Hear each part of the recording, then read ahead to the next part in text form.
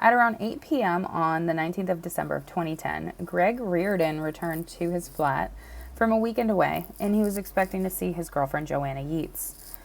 But instead, he found that she wasn't there. He tried to contact her via her phone by calling her and texting her, but there was no answer. And that was simply because her phone was still in their flat.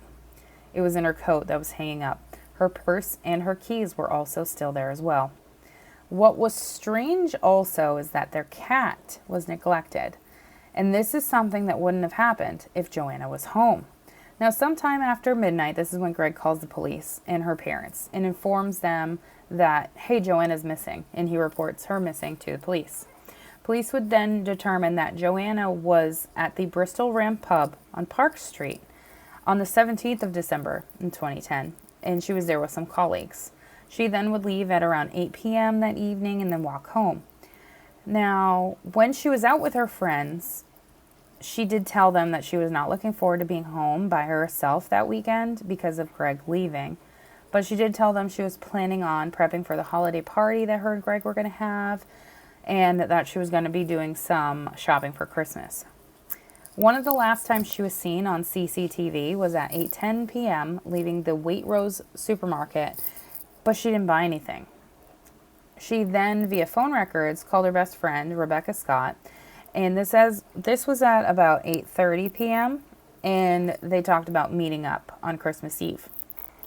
The absolute last clip of Joanna is at 8:40 p.m. when she's last seen buying a pizza from a Tesco Express and carrying two small bottles of cider that she bought from a place called Bargain Booze. Now, with the help of her friends and Greg, they set up a website, and they also used social media to help look for her. Her parents and Greg would make public appearances to hope and to ensure that there was hope that she would make a safe return home. And during one of the live broadcasts, her father commented on her disappearance by saying that, I think she was abducted because of what was left behind. He felt that she wouldn't have gone by herself and leave her things behind. There was absolutely no sign of forced entry in their apartment. Both bottles of cider were found. One was partially consumed, and there was no sign of the pizza that she bought anywhere. Now, they also believe that she knew her abductor and her attacker because of no sign of forced entry.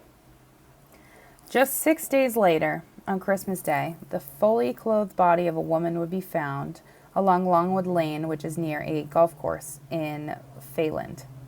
This was about 3 miles from the flat that Joanna and Greg shared. After the discovery of this body, they did in fact determine that this was Joanna Yeates. Now, after investigating what happened to Joanna, they would arrest a man named Vincent Tabak. He was 32 years old, and he was a Dutch architectural engineer who lived in the same building as Joanna and Greg. This arrest happened on the 20th of January of 2011. After 2 days of interrogation, he was charged with Joanna's murder on the 22nd of January, and on May 5th, he would plead guilty to manslaughter, but he would still deny killing Joanna. His trial was in October of 2011, and he would be found guilty on the 28th of October of 2011.